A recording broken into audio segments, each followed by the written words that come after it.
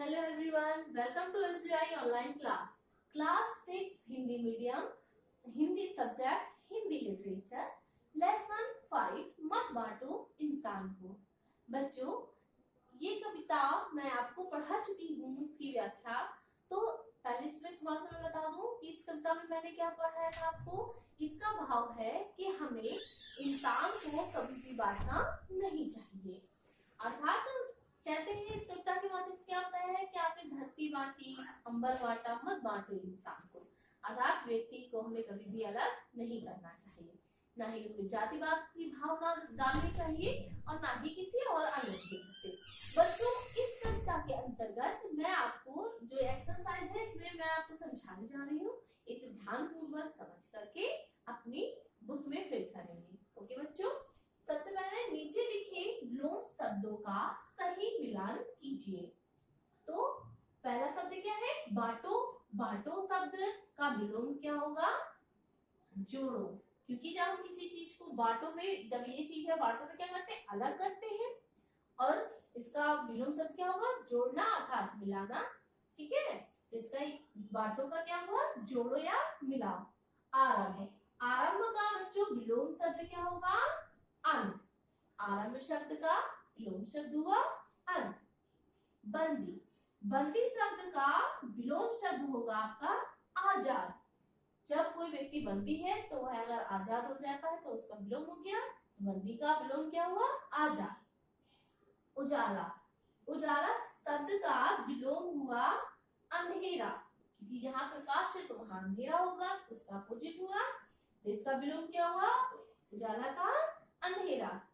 इसके बाद है उदास। उदास शब्द का विलोम हुआ खुश, क्योंकि जो उदास है तो वो खुश हुआ, उसका विलोम हो गया खिलना।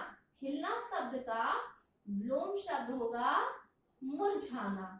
तो बच्चों, खिलना शब्द का विलोम शब्द क्या हुआ? मुरझाना। अब इसको पुनः एक बार समझ लीजिए विलोम शब्द को। बांटो शब्द का विलोम है जोड़ना या मिलाना। आरंभ का विलोम शब्द हुआ अंत। बंदी शब्द का हुआ आजाद।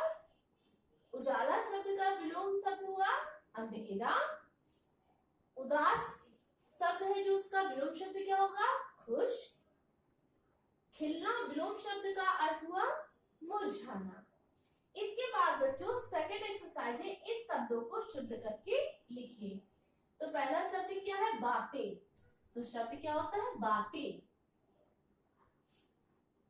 शुद्ध शब्द होगा बातें।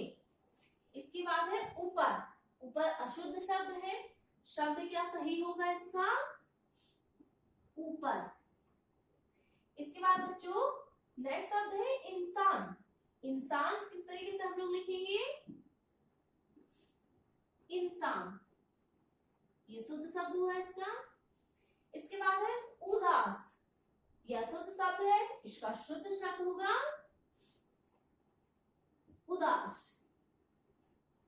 इसके बाद मौसम लिखा हुआ है, तो बच्चों ये मौसम, और यहां पर हम लिख देते हैं इसका एक्सरसाइज खा।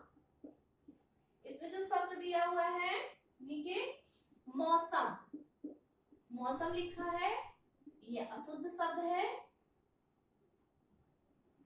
इसके बाद दूसरा है मस्जिद,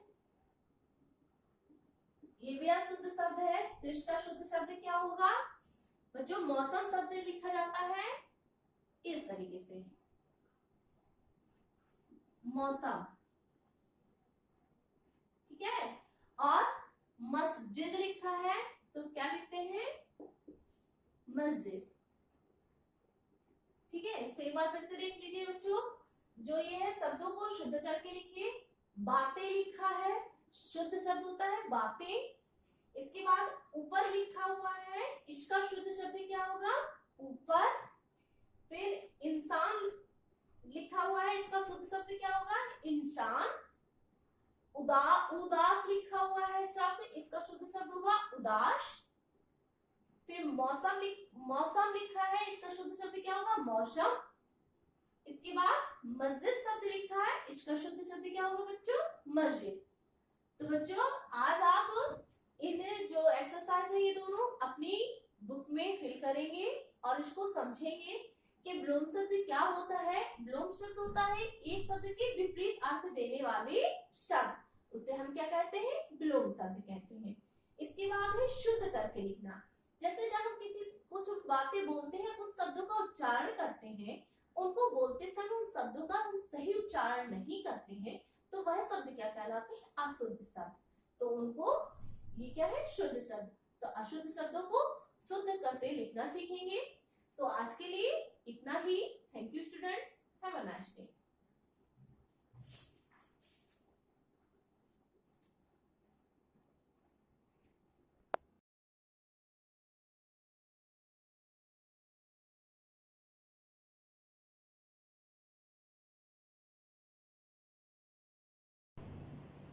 Myself, Rakesh Kumar, maths teacher of Shivaji group of institution.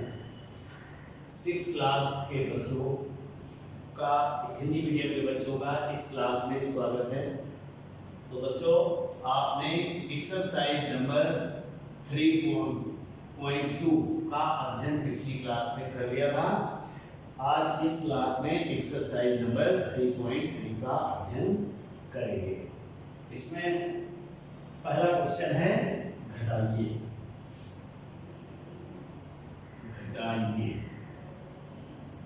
तो इसका फर्स्ट पार्ट है 32 में से माइनस, फर्स्ट पार्ट है -32 में से 16 को घटाइए। में से, तो इसमें से इसको घटाना है, तो हम इसको लिखेंगे कैसे, -32 माइनस, क्योंकि घटाइए तो घटाने के लिए माइनस लगा दिया, और 16। तो आपको थोड़ा सा याद रखना है कि चाहे घटाना हो या जोड़ना हो, समान चिन्ह जुड़ते हैं और असमान चिन्ह घटते हैं। तो ये दोनों समान चिन्ह हो गए, यानी माइनस माइनस के हो गए, तो ये जुड़ ही जाएंगे। तो बराबर चिन्ह बाद में लगाएंगे, 6 2 8 और 3 और 1 4, माइनस, और माइनस इसलिए रहेगा क्योंकि ये भी निगेटिव है और ये भी निगेटिव है, तो साइन भी माइनस का ही आएगा, और ये आंसर मिल गया। इसका सेकेंड पार्ट में है 28 में से -16 को घटाइए। 28 में से -16 को घटाना है। तो अब फिर यहाँ लिखेंगे 28 में से, तो माइनस, ये तो माइनस लगा दिया हमने घटाने वाला, क्योंकि कह रहा था घटाइए। अब संख्या भी हमारे पास माइनस की है, इसलिए ब्रैकेट लगा देंगे और 16 लिख देंगे। ब्रैकेट ओपन करेंगे। ब्रैकेट ओपन करने में आप ध्यान रखेंगे कि अगर माइनस बाहर है, जो चिन्ह बाहर है उसका अंदर वाले चिन्ह के साथ गुणा कर लेंगे, तो 28 माइनस का माइनस में गुणा करेंगे तो प्लस में चेंज हो जाएगा, और 16 लिख देंगे। अब दोनों इसमें देखेंगे, दोनों संख्याएं से समान चिन्ह हो गए, ये भी धनात्मक है, ये भी धनात्मक है, तो दोनों जुड़ जाएंगे, और चिन्ह किसका रहेगा, प्लस का ही, जो माइनस यहाँ है। तो 8 और 6 14, 1 और 1 2 2 4, और ये इसका आंसर मिल गया। यानी प्लस का 49, प्लस लगाएं और चाहे न लगाएं, माइनस लगाना जरूरी होता है, प्लस अगर ना ही लगाएं तब भी कोई बात नहीं है, प्लस का ही माना जाएगा। इसका थर्ड पार्ट है 95 में से -32, थर्ड पार्ट 95 में से 32, जैसे -32, इसको भी घटाना है, तो यहाँ पर क्या लिखेंगे, 95 माइनस। अब ये चूंकि घटाना है, इसलिए घटाने वाला माइनस हो गया, और संख्या माइनस की है, इसलिए ब्रैकेट लगाएंगे तो -32, और फिर से 95। अब इसको ब्रैकेट को ओपन करना है, बाहर वाले चिन्ह का गुणा अंदर वाले चिन्ह से कर देंगे, तो हो जाएगा +32, माइनस से माइनस को गुणा करेंगे तो प्लस में चिन्ह हो जाएगा, और बराबर ये भी समान चिन्ह हो गए तो दोनों जुड़ जाएंगे। 5 2 7 9 3 12 127 और ये इसका आंसर हो गया। चौथा पार्ट है इसका 101 में से फोर्थ पार्ट 101 में से -35 को घटाना है। तो फिर से 101 माइनस ब्रैकेट -35, फिर से इस चिन्ह का इसमें गुणा करेंगे। 101 और माइनस से माइनस को गुणा कर देंगे तो प्लस हो गया और 35 हो गया, बराबर इन दोनों को जोड़ देंगे। 5 और 1 6, 3 ऐसे ही बना रहा और 1 तो 136 हो गया और ये धनात्मक होगा क्योंकि ये भी धनात्मक है, ये भी धनात्मक है। इसमें से 6 पार्ट हैं तो लास्ट पार्ट मैं और बता दूं। लास्ट पार्ट है इसका -687 में से 6 पार्ट -687 में से -1040 -1040 तो -627 ऐसे लिख देंगे 687 और माइनस का चिन्ह लगाएंगे, ब्रैकेट लगाएंगे -1040। अब हम ब्रैकेट ओपन करेंगे तो फिर बराबर लगाएंगे। ये तो -687 ही रहा, माइनस का इसमें गुणा कर देंगे तो माइनस का गुणा माइनस में करेंगे तो प्लस हो जाएगा और 1040 हो जाएगा। 1040 अब देखो ये माइनस का है ये प्लस का है, यानी अलग अलग चिन्ह हो गए तो इनको घटना ही 1000 में से 687 को घटा देना चाहिए। तो बराबर 10 में से 7 को कम करेंगे तो 3 रह जाएगा। अब यहाँ कितना रह गया 3 8 3 में से 8 घटेगा नहीं तो 13 में 8 कम करेंगे तो 5 बच जाएगा। यहाँ कितना रहेगा 9 में से 6 कम करेंगे तो 3 रह जाएगा और प्लस का रहेगा चूंकि धनात्मक संख्या बड़ी है इसलिए ये प्लस का आएगा और ये आंसर हो गया। तो शायद क्वेश्चन नंबर फर्स्ट कर सकते हैं। फिफ्थ केवल आपके लिए, इसका फिफ्थ पार्ट जो है वो आपको स्वयं करना है क्योंकि लिखा है -1005 में से 0 को घटाना है। तो -1005 -0 तो बराबर माइनस का 1005 ही रहेगा, ये आंसर मिल जाएगा आपको। अब क्वेश्चन नंबर 2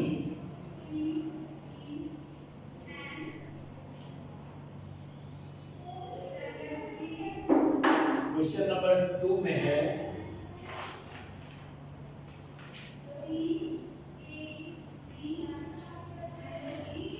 क्वेश्चन नंबर 2 में निम्नलिखित का मान ज्ञात कीजिए। निम्न का मान ज्ञात कीजिए।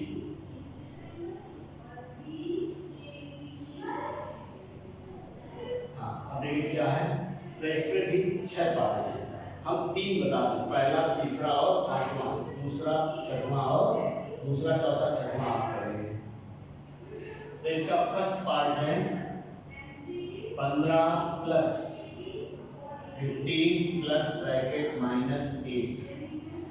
इसको सॉल्व करने के लिए ब्रैकेट के बाहर प्लस है, हमने कहा था कि चिन्ह को अंदर वाले चिन्ह से गुणा कर देते हैं तो बराबर 15 और प्लस का माइनस से गुणा करेंगे तो माइनस हो जाएगा और 8 हो जाएगा। अब ये असमान चिन्ह हो गए, ये धनात्मक है ये ऋणात्मक है तो ये दोनों घट जाएंगे। तो 15 में 8 कम करेंगे तो 7 बचा और ये बचा किसका, चूंकि प्लस का बचा, प्लस वाला बड़ा है इसलिए ये प्लस का 7 हो गया और ये आंसर हो गया। इसका थर्ड पार्ट है, थर्ड पार्ट में माइनस ब्रैकेट -48 माइनस ब्रैकेट -2 और -110 ये है थर्ड पार्ट में। तो आप पहले इस ब्रैकेट को ओपन करेंगे, माइन बाहर वाले चिन्ह को अंदर गुना करेंगे तो माइनस माइनस का गुना करेंगे तो प्लस हो जाएगा 48। इसमें भी माइनस और अंदर वाले का गुना करेंगे तो प्लस का 2 हो गया और माइनस 110 हो गया। ये धनात्मक है, ये भी धनात्मक है, तो समान चिन्ह जुड़ते हैं तो इन दोनों को जोड़ देंगे तो 48 में 2 जोड़ेंगे तो 50 हो जाएगा और माइनस 110। अब ये धनात्मक हो गया, ये ऋणात्मक हो गया, यानी ये असमान चिन्ह हो गए, तो असमान चिन्ह घटते हैं तो बराबर, यानी 110 में से बड़ी संख्या है, इसको घटा दें तो बचेगा 7।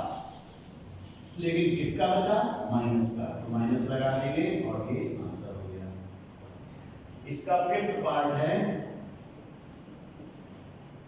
-30 प्लस ब्रैकेट -98 और माइनस ब्रैकेट -84 प्लस ब्रैकेट -7, इस प्रकार से होगा।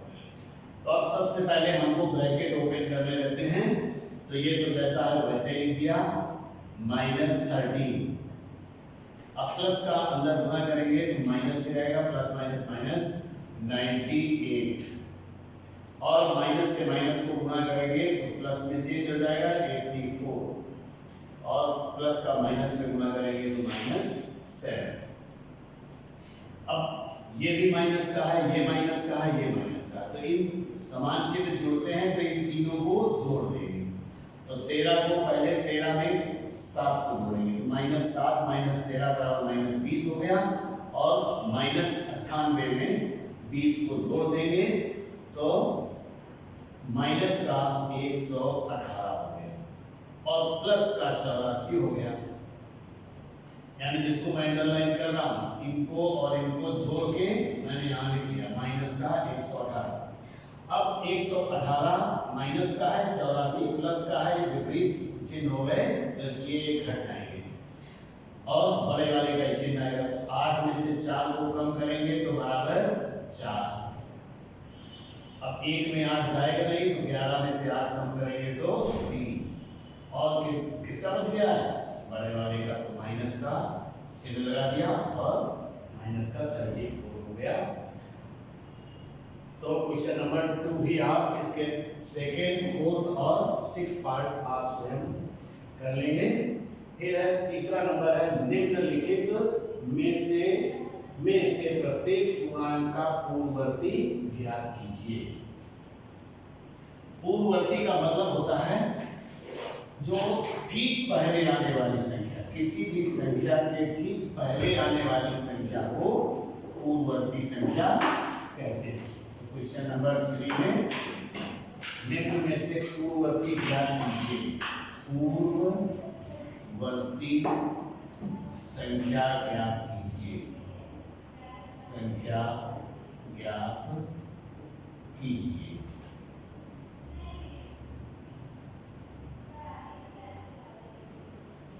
फर्स्ट पार्ट है 6। पूर्ववर्ती ज्ञात करने के लिए किसी भी संख्या में एक घटाना रहता है। इसके पहले वाली संख्या ज्ञात करने के लिए हमें क्या करना होगा? घटाना है। तो 6 की पूर्ववर्ती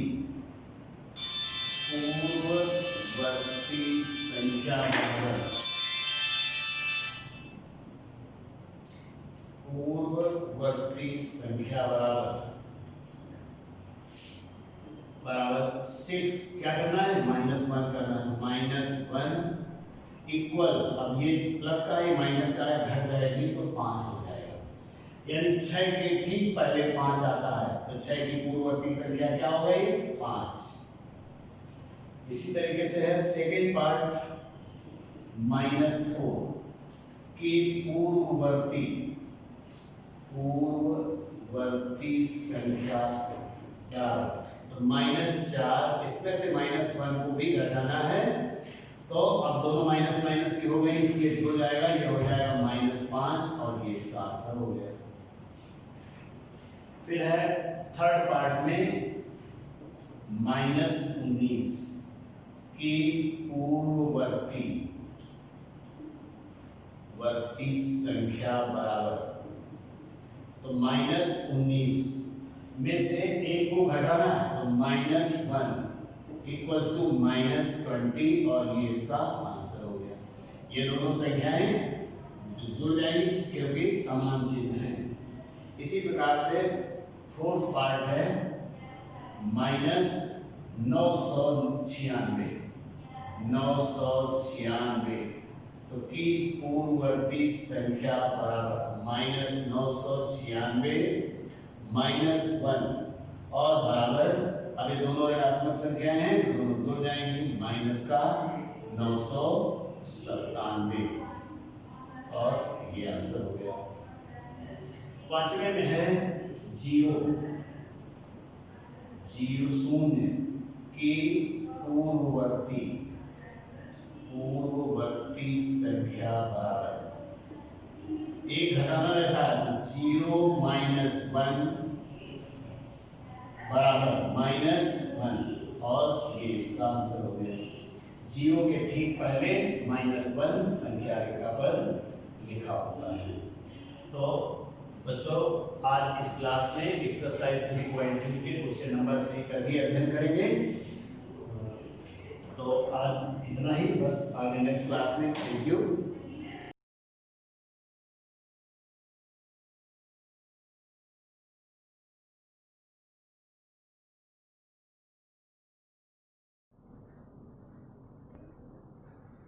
Hello class, welcome to Shivaji Group of Institutions online classes. Class, मैंने आपको लास्ट वीडियो के माध्यम से चैप्टर फर्स्ट भारतीय समाज के बारे में मैंने काफी पॉइंट्स आपसे डिस्कस किए थे, बट आज मैं फिर भारतीय समाज के बारे में आपसे कई इन पॉइंट्स को दोबारा से डिस्कस करूंगी। इससे पहले मैं आपको बता दूं कि ये क्लास आपकी एसएसटी की क्लास है, मैंने एसएसटी की क्लास है जिसमें मैं आपको आज सिविक्स का पहला चैप्टर पढ़ाने जा रही हूँ। इससे पहले स्टूडेंट्स हम बात करते हैं कुछ मोटिवेशनल थॉट्स की, जिसमें आप सभी जानते हैं कि कठिन परिश्रम सफलता की कुंजी है। माने कठिन परिश्रम से ही व्यक्ति सफल हो सकता है, यानी कठिन परिश्रम करने वाले ही जीवन में लक्ष्य प्राप्त कर सकते हैं। कुछ विद्वान भी इस लाइन से सहमत हैं कि भगवान उसी की सहायता करता है जो कठिन परिश्रम करते हैं। कठिन परिश्रम करने वाले ही जीवन में सफल होते हैं। तो स्टूडेंट्स, आप भी कठिन परिश्रम करें और अपने लक्ष्य को प्राप्त करें, क्योंकि कठिन परिश्रम करने से आप जीवन का वो लक्ष्य प्राप्त कर सकते हो जो आप पाना चाहते हो। चलिए आगे हम डिस्कस करते हैं आज के चैप्टर के बारे में। आज का हमारा जो चैप्टर है वो क्या है? भारतीय समाज। तो भारतीय समाज के बारे में आज हम पढ़ेंगे।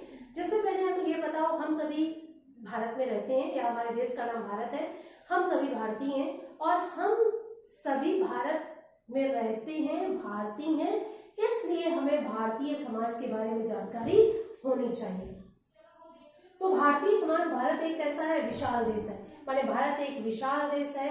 भारत की जनसंख्या 1 अरब से भी ज्यादा है। माने यहाँ की जो जनसंख्या है वो विश्व में सबसे ज्यादा अधिक जनसंख्या किस देश की है? चीन की। तो विश्व में सबसे पहला स्थान जनसंख्या के मामले में चीन का है और दूसरे नंबर पर विश्व में जनसंख्या के मामले में भारत का ही नंबर आता है। तो विश्व में इसकी जनसंख्या, इसकी मतलब भारत की, यानी भारत की जनसंख्या 1 अरब से भी ज्यादा है। यहाँ अनेक धर्म, माने भारत में अनेक अलग अलग धर्म के लोग, माने भारत में अनेक धर्म, अनेक यानी विभिन्न भाषाएं तथा अलग अलग विचारधाराओं के लोग रहते हैं। माने यहाँ लोगों के जब धर्म अलग है, उनकी भाषाएं अलग है। माने यहाँ क्या है? भारत एक कैसा है? विशाल देश है। यहाँ की जनसंख्या 1 अरब से भी ज्यादा है। यहाँ अनेक धर्म हैं, विभिन्न भाषाएं हैं, विभिन्न विचारधाराओं के लोग रहते हैं। इट मीन्स जब हमारे धर्म अलग अलग है, हमारी भाषाएं अलग अलग है, तो हमारी विचारधाराएं भी अलग अलग होंगी। अंडरस्टैंड? तो स्टूडेंट्स, मुझे आशा है कि आपको इतना समझ में आ गया होगा कि हम सभी भारत में रहते हैं, इसलिए हम सभी भारतीय हैं। भारत एक विशाल देश है, यहाँ की जनसंख्या एक अरब से भी ज्यादा है, जो पूरे विश्व में दूसरे नंबर पर है, तथा यहाँ अलग अलग धर्म, यानी यहाँ अलग अलग धर्म के लोग, अलग अलग भाषाओं के लोग रहते हैं। यहाँ अलग अलग धर्म और भाषाओं के लोग रहने के कारण यहाँ की विचारधाराएं भी अलग अलग है। अब हम बात करते हैं एक अनुमान लगाया गया। मैंने आपको बताया ना, यहाँ क्या है, अलग अलग धर्म के लोग रहते हैं, अलग अलग जाति के लोग रहते हैं, अलग अलग भाषाएं हैं। तो यहाँ एक अनुमान के आधार पर यह पता चला कि भारत में 4635 जनजातियां पाई जाती हैं। कितनी? 4635। माने भारत में अनुमान के आधार पर यह पता चला है कि भारत में 4635 जनजातियां पाई जाती हैं। इसमें से जो जनजातियां हैं वो कितनी है? 751। माने 751 अनुसूचित जातियां हैं, माने 751 अनुसूचित जातियां हैं, तथा 461 यानी 461 यानी 461 अनुसूचित जनजातियां भी शामिल हैं। तो नाउ स्टूडेंट्स, हमें अनुमान के आधार पर पता चलता है, कुछ भी कंफर्म नहीं, अनुमान लगाया जाता है कि भारत में 4635 जनजातियां पाई जाती हैं, तथा 5751 अनुसूचित जातियां तथा 461 अनुसूचित जनजातियां पाई जाती हैं। आगे हम बात करते हैं कि भारत में क्या है, अलग जाति के लोग, धर्म के लोग, भाषा बोलने वाले तथा संस्कृतियों में भी विविधता पाई जाती है। यानी भारत देश में लोग अलग जाति के हैं, यहाँ के धर्म अलग है, यहाँ की भाषाएं अलग है, तो यहाँ की संस्कृतियां भी अलग अलग है। माने भारत देश हमारा क्या है, विभिन्नता विभिन्नता में एकता, विभिन्नता यानी अनेकता में एकता का देश है। यहाँ अलग अलग धर्म, अलग अलग जाति, अलग अलग भाषाओं के लोग रहने के बावजूद भी यहाँ की जो व्यवस्था है वो किस तरह से संयोजित, किस तरह से सुव्यवस्थित है, ये एक सबसे भी बड़ी महत्वपूर्ण बात है कि भारत देश में जाति, धर्म, भाषा और संस्कृतियों में विविधता पाई जाती है। तो सबसे पहले हम बात करते हैं धर्म के बारे में। सबसे पहला हमारा जो डिफरेंसेस है वो कहाँ है, धर्म। तो धर्म के बारे में, तो सबसे पहला क्या है, धर्म। यानी भारत देश में विभिन्न धर्म है, भारत देश में अलग अलग धर्म है। भारतीय समाज में, हमारे भारतीय समाज में 8 प्रमुख धर्म है, जिनमें क्या है, हिंदू, मुस्लिम, सिख, ईसाई, जैन, बौद्ध, पारसी तथा यहूदी है। हमारे भारतीय समाज में 8 प्रमुख धर्म, हमारे भारतीय समाज में 8 प्रमुख धर्म है, जिनमें क्या है, हिंदू, मुस्लिम, सिख, ईसाई, जैन, बौद्ध, पारसी तथा यहूदी हैं। अंडरस्टैंड? आगे नेक्स्ट हम बात करते हैं भाषाओं के बारे में। भाषाएं क्या है, हमारे देश में कई तरह की भाषाएं बोली जाती हैं, जिसमें हमारे देश में 22 भाषाएं हमारे भारत में बोली जाती हैं, जिन्हें हमारे भारतीय संविधान में मान्यता प्राप्त है।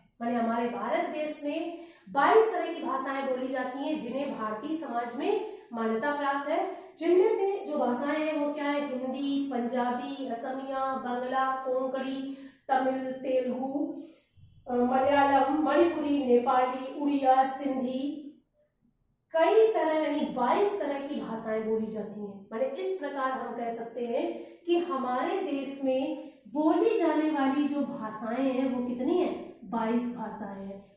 22 भाषाओं को हमारे भारतीय संविधान में मान्यता प्राप्त है। अंडरस्टैंड? नेक्स्ट हम बात करते हैं त्योहारों को। तो मैंने आज पहले ही आपको बताया कि हम सभी क्या है, भारत में रहते हैं और भारतीय समाज के बारे में जब हम अध्ययन करते हैं तो हमारे यहाँ क्या है, अलग अलग धर्म है, जाति है। तो इससे क्या है, हमारे यहाँ अलग कई तरह के त्योहार मनाए जाते हैं, जिनमें सबसे पहले हम बात करते हैं धार्मिक त्योहार। तो धार्मिक त्योहार यानी अलग अलग धर्म होने के कारण हमारे यहाँ त्योहार भी धार्मिक त्योहार भी अलग अलग मनाए जाते हैं, जैसे दीपावली, होली, दशहरा, ईद, क्रिसमस, गुरु पर्व, कई तरह के अलग अलग धार्मिक त्योहार मनाए जाते हैं। धार्मिक त्योहार के बाद हमारे यहाँ राष्ट्रीय त्योहार यानी 15 अगस्त, 26 जनवरी को राष्ट्रीय त्योहार भी बड़े धूमधाम से मनाए जाते हैं, तथा हमारे देश में महापुरुषों की जयंती यानी महापुरुषों की जयंती को भी एक अच्छे यानी महान त्योहार के रूप में भी मनाया जाता है। अगला नेक्स्ट पॉइंट है वस्त्र। वस्त्र के बारे में जब हम देखते हैं तो भारतीय समाज में क्या है, अलग अलग धर्म और अलग अलग सब कुछ होने के कारण यहाँ की जो पोशाक यानी यहाँ के जो पहनावा है वो भी बहुत ही सुंदर और अच्छा है।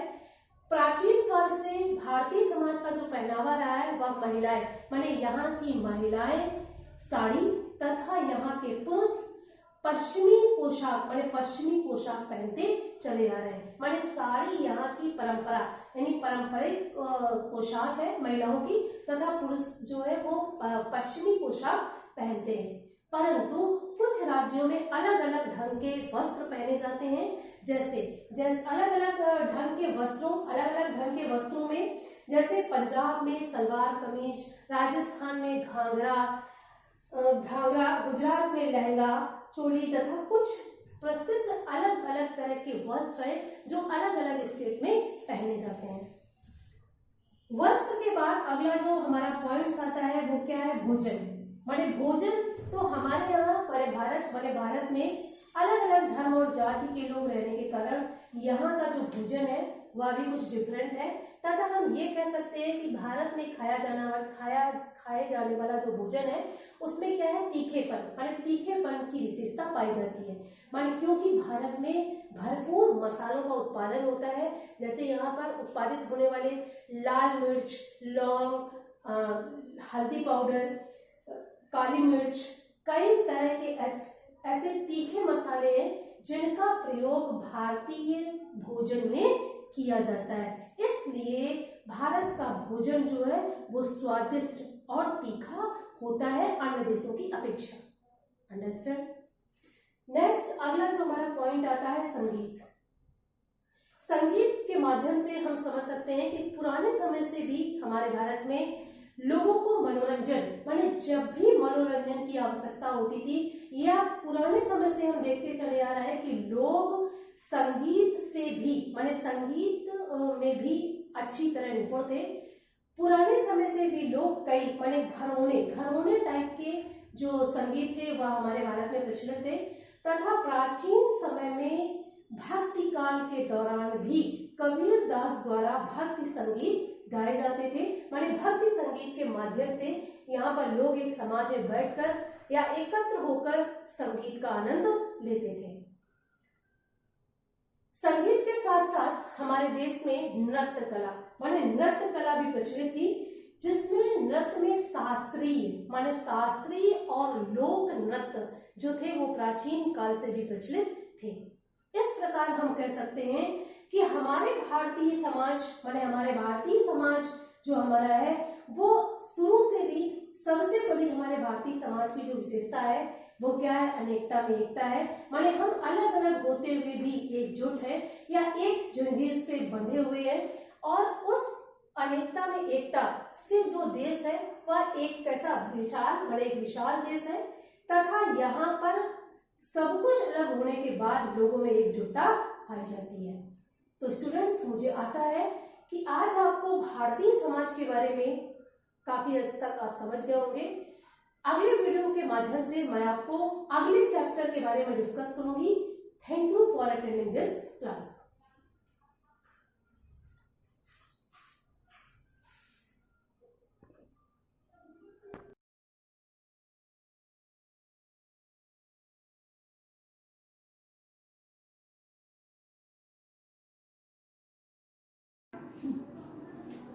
Good morning students.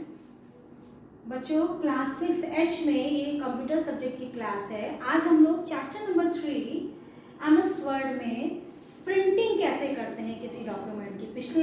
पिछले हम लोग लेक्चर में हम लोगों ने हेडर और फुटर को कैसे सेट किया जाता है ये क्लियर किया था।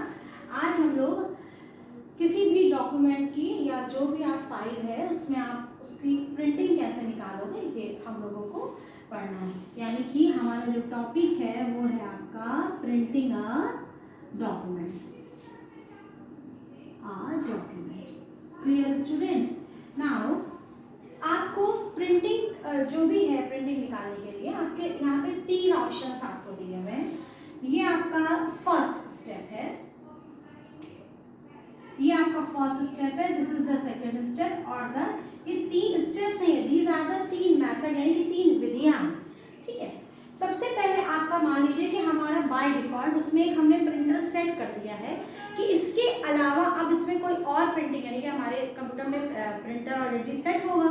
ठीक है, तो प्रिंटर हम लोग को पहले से इंस्टॉल करना पड़ता है। तो अगर कोई एक ही प्रिंटर हमारे कंप्यूटर में लगा हुआ है यानी कि डिफॉल्ट प्रिंटिंग अगर हमने सेट कर दी है तो आप लोगों को कुछ नहीं करना है। आपका जो मेन्यू बार होता है मेन MS वर्ड स्क्रीन जब आती है तो उसमें सबसे पहले मेन्यू बार होता है, उसके बाद आपका स्टैंडर्ड टूल बार मिल जाएगा। स्टैंडर्ड टूल बार होता क्या है?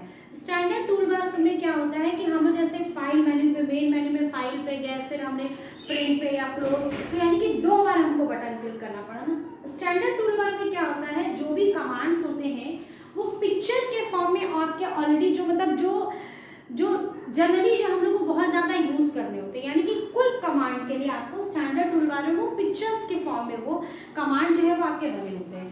ठीक है, तो उसमें आपका क्या होता है ये जैसे ही आप स्टैंडर्ड टूल बार में वो आपका लेफ्ट साइड में स्टार्टिंग में ही आपका दिया रहता है यहाँ पे।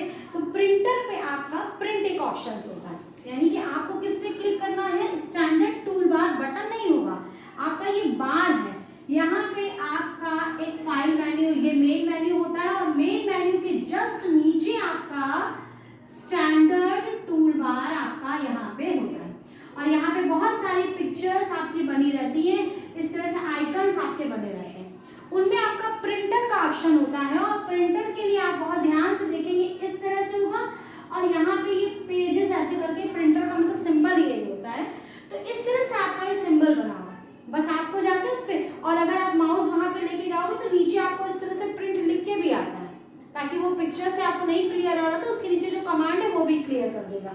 तो आपको क्या करना है, स्टैंडर्ड टूल बार में यानी कि जो मेन्यू के नीचे मेन मेन्यू बार के नीचे वाला जो बार है उस पर आपका प्रिंट ऑप्शन दिया होगा, प्रिंट बटन दिया होगा, आपको बस उस पर क्लिक करना है तो आपकी प्रिंटिंग के लिए जो आपका एक स्क्रीन खुल के आएगी। क्लियर?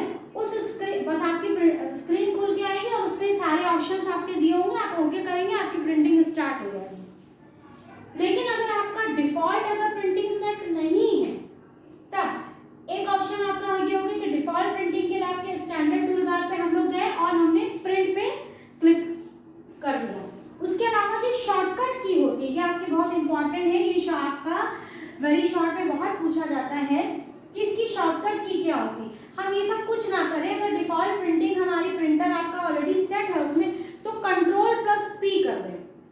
ठीक है, कंट्रोल बटन दबा के रखिएगा, CTRL, this is called the control की। ये जो आपका कमांड है आप कीबोर्ड में देखेंगे ये की बनी होती है और इसको हम लोग कहते हैं कंट्रोल की। ठीक है, इसको हम लोग क्या कहते हैं, कंट्रोल की। कंट्रोल की के साथ आपको P जो है वो P की आपको प्रेस करनी है और आपकी प्रिंटिंग स्टार्ट हो जाएगी। जो आपका ये सेकंड वाला मेथड है दिस इज इंपॉर्टेंट। ठीक है, इसमें आपको क्या करना, जो हमने आपको जैसे बताया कि यहाँ पे आपका फाइल एडिट ये सारे मेन मेन्यू में आपके सारे आपके मेन्यू बार में जो मेन मेन्यू बार था उसमें दिया है। इसमें सबसे पहला आपका फाइल ऑप्शन होता है। आपको क्या करना है कि आपको फाइल पे जाके you can click on the file menu and select the, आप यहाँ पे इसमें यहाँ पे न्यू ऑप्शन होगा, देयर इज ओपन, सेव, ठीक है, सेव एज, ऐसे आपके बहुत सारे ऑप्शन हैं जिसमें आपका एक लास्ट में देखिएगा, लास्ट से पहले ही होगा आपका प्रिंट ऑप्शन दिया। आपको क्या करना है, इस प्रिंट ऑप्शन को क्लिक करना, यानी कि आपको click on the file menu, आपको फाइल मेन्यू में आपको प्रिंट ऑप्शन पे आपको क्लिक करना है। जैसे ही आप प्रिंट ऑप्शन पे या प्रिंट बटन पे क्लिक करते हैं, ये आपका एक प्रिंटर का स्क्रीन जो है वो आपका ओपन हो जाएगा। ये जो स्क्रीन आपकी आ रही है, ये कैसी स्क्रीन होगी? ये आपकी प्रिंटर की स्क्रीन कहलाएगी। कौन सी स्क्रीन कहलाएगी? ये प्रिंटर की स्क्रीन कहलाएगी।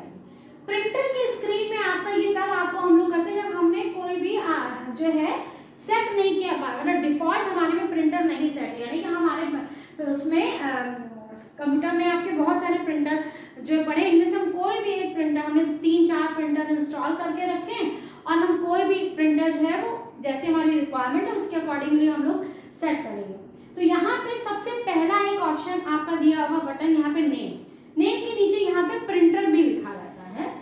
ये आपका यहाँ पे प्रिंटर भी लिखा रहेगा। ठीक है बच्चों, ये प्रिंटर लिखा रहता है। प्रिंटर में क्या होता है कि यहाँ पे ये एरो बटन है। इस एरो बटन को इसको हम लोग कौन सा कहते हैं? Drop down arrow button. ये ड्रॉप डाउन एरो बटन होता है जिसमें आपके बहुत सारे प्रिंटर ऑलरेडी इसमें पड़े रहते हैं।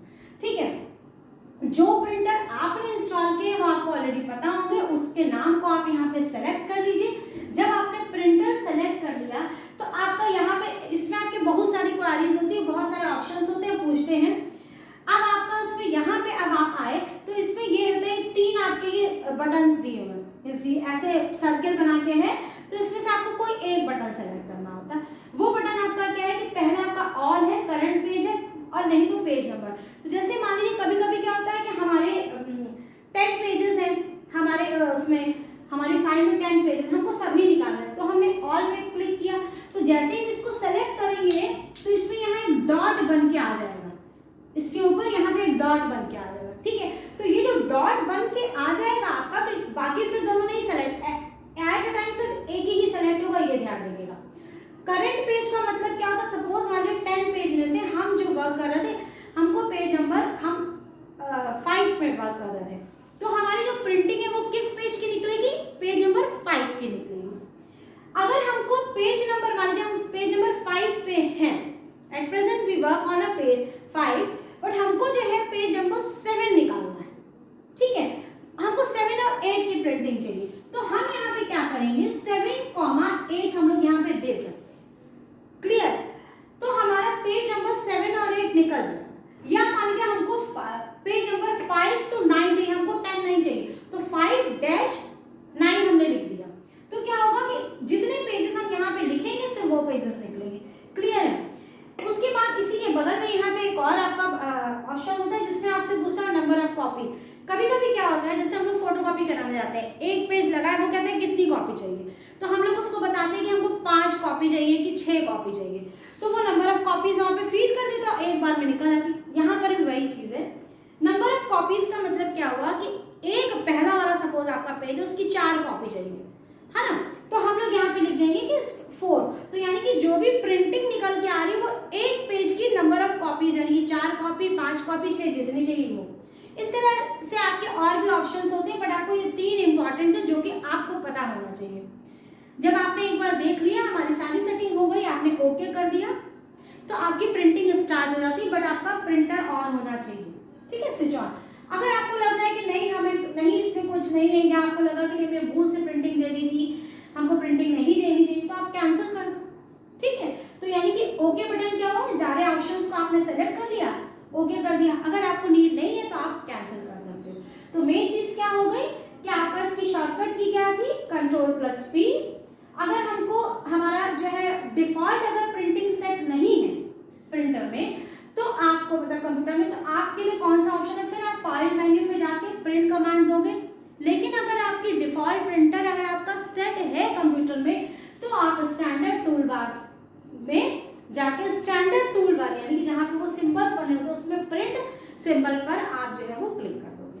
तो बच्चों ये अब आपका हो गया डॉक्यूमेंट की प्रिंटिंग कैसे है। इसके बाद का नेक्स्ट टॉपिक हमारा है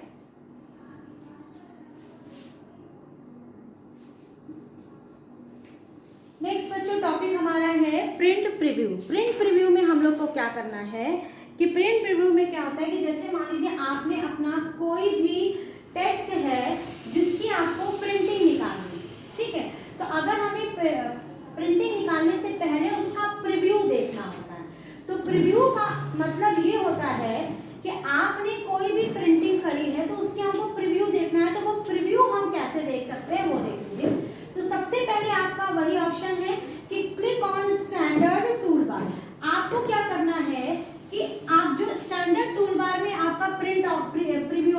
दिया होता है, या तो आप उस पर क्लिक कर लीजिए कि स्टैंडर्ड टूल बार में आपने प्रिंट प्रीव्यू ऑप्शन में क्लिक किया तो आपका प्रिंट प्रीव्यू आप देख सकते हो। इसके अलावा उसके सेकंड मेथड क्या है, ये आपके दोनों जो है वो मेथड दिए हैं, ठीक है, ये आपकी विधि है। उसके बाद फिर दूसरा आपका क्या है कि आप फाइल मेन्यू पे जाएं और प्रिंट प्रीव्यू पे, प्रिंट प्रीव्यू आपका ऑप्शन दिया हुआ और वो भी बिल्कुल वैसे ही दिया होगा कि जब आप यहाँ पे फाइल मेन्यू पे क्लिक करेंगे तो यहाँ पे न्यू, ओपन, सेव एज ऐसे दिया होगा और यहाँ पे आपका एक प्रिंट होगा और एक होगा ऑप्शन प्रिंट प्रीव्यू। तो प्रिंट से तो प्रिंटिंग निकल आएगी, लेकिन प्रिंट प्रीव्यू से क्या है कि वो आपका प्रिंटिंग के समय कैसा दिखेगा पेज में वो आपको क्लियर इसमें हो जाएगा, ठीक है। तो आपके दो ऑप्शन होगा, स्टैंडर्ड टूल बार पे जाके प्रिंट प्रीव्यू बटन पे क्लिक करें और नहीं तो फाइल पे जाके प्रिंट प्रीव्यू कमांड पे करें। अब जब हम लोग प्रिंट प्रीव्यू कमांड पे जब हम लोग क्लिक करते हैं तो इस स्क्रीन हमारे पास एक विंडो खुल के आती है। उस विंडो में आपके ये मैंने जो सारे ऑप्शंस ये जो मैंने सर्किल से कर दिए हैं ये सारे, इसमें ये सारे बटन्स होते हैं। ये बटन है क्या, इनका मतलब आपके इसमें और भी बटन होते हैं, पर आपके लिए अभी फिलहाल इतने ही बटन जो है सफिशिएंट है उनके लिए। सबसे पहले प्रिंट, प्रिंट का मतलब क्या होता है कि अगर आपका डिफॉल्ट प्रिंटर उसमें सेट है तो जैसे ही आप उसमें प्रिंट बटन पे क्लिक करेंगे वो तुरंत जो है वो प्रिंटिंग स्टार्ट कर देगा, यानी कि वो प्रिंटर के बारे में नहीं पूछेगा, बस सीधे प्रिंटिंग स्टार्ट करें। आपने प्रीव्यू देखा, अगर आपको प्रीव्यू सही लग रहा है तो बस आपने प्रिंट पे दे दिया और ये हो गया। अब आता है एक मैग्नीफायर होता है। मैग्नीफायर का मतलब क्या होता है, जब आप मैग्नीफायर करेंगे तो वो क्या करता है कि आपका सपोज हमने मान लीजिए कि हमारा ये वाला पोर्शन है, तो मैग्नीफायर का सिंबल ही इस तरह से होता है, ये लेंस की तरह आपका बना होगा, ठीक है। तो वो क्या करेगा, किसी एक भाग को, मतलब जो डॉक्यूमेंट का जो आपने लिखा है उसकी किसी एक भाग को बहुत ही बड़े फॉर्म में दिखाता है, ठीक है, उसके बड़े भाग फॉर्म में दिखाएगा। अब आपका क्या हो गया, एक पृष्ठ का मतलब होता है वन पेज, वो एक एक पेज को जो है वो दिखाएगा। आपका जो स्क्रीन खुल के आएगी उसमें एक तरफ देखेंगे छोटा छोटा सा आपका प्रिंटिंग होगी, तो उसमें ये दिखेगा कि मार्जिन सही है, कभी कभी हमारा मार्जिन नहीं सही होता है, मतलब पेज के बाहर जा रहा होता है या लेफ्ट राइट, ये सारी चीजें क्लियर होती हैं।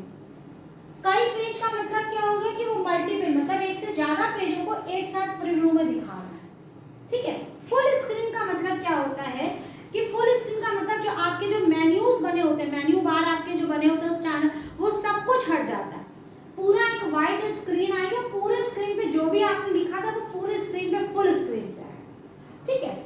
अगर आपके ये सारे ऑप्शन, क्लोज का मतलब क्या होता है, मान लीजिए हमको नहीं प्रिंटिंग अभी हमको नहीं निकालनी थी, हमने क्लोज बटन पे कर दिया, तो जब हम लोग क्लोज बटन पे करते हैं तो ये क्वेश्चन पूछा जा सकता है कि प्रिंट प्रीव्यू में आपका जो क्लोज बटन है उसमें क्लिक करने में हम लोग कहाँ वापस जाते हैं, तो वापस हम लोग अपने मेन डॉक्यूमेंट में जहाँ पे हम टाइपिंग करे थे वहाँ पहुँच जाएंगे, ठीक है बच्चों। तो इस तरह से कितने ऑप्शन आपके हो गए, प्रिंट, मैग्नीफायर, वन पेज यानी कि एक पृष्ठ, कई पृष्ठ, फुल स्क्रीन एंड क्लोज। आपको बच्चों सिर्फ ये इतने ऑप्शंस को आपको क्लियरली पढ़ना है। तो मेरे ख्याल से आज बच्चों सफिशिएंट है आपके लिए। Okay, thank you, have a nice